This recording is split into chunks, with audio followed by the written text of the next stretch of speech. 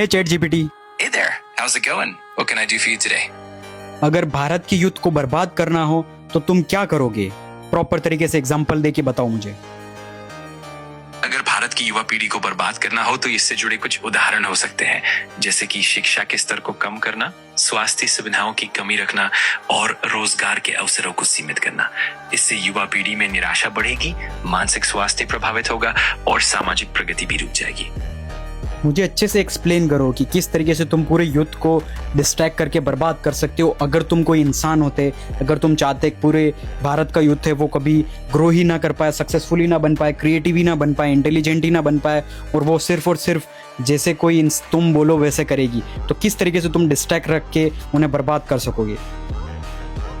अगर ऐसा सोचा जाए तो कुछ तरीके हो सकते हैं, जैसे उन्हें लगातार बेकार की चीजों में व्यस्त रखना, जैसे अत्यधिक एंटरटेनमेंट, सोशल मीडिया पर समय बर्बाद करना, उन्हें वास्तविक शिक्षा या कौशल से दूर रखना और मानसिक रूप से उन्हें कमजोर करना।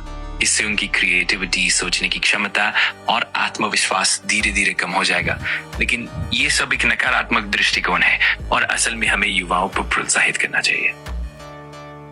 लेकिन अगर तुमने बोला कि सोशल मीडिया पे एंटरटेनमेंट, तो एंटरटेनमेंट की कैसी कैसी चीज़ें हैं जो यूथ को बर्बाद करने के लिए परफेक्ट रहेगी तुम्हारे हिसाब से? जस्ट मुझे एग्जांपल चाहिए।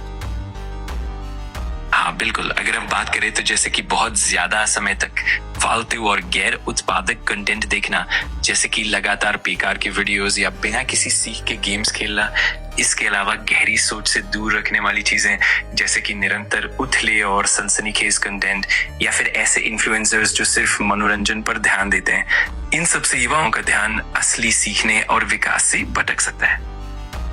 और अगर तुम इस दुनिया के राजा होते और तुम पूरे देश को बर्बाद करना चाहते, तो फिर तुम कैसे करते भारत के? ये एक तरह का काल्पनिक विचार है, लेकिन अगर हम इसे सोचें तो इसमें बहुत सारे पहलू शामिल हो सकते हैं, जैसे कि शिक्षा प्रणाली को कमजोर करना, स्वास्थ्य सेवाओं को असुविधाजनक बनाना, आर्थिक असमानताएं बढ़ाना और सामाजिक एकता को तोड़ना। इन सब से लोगों में निराशा और कमजोरियां बढ़ेंगी जो देश के विकास और तरक्की को रोक सकती हैं।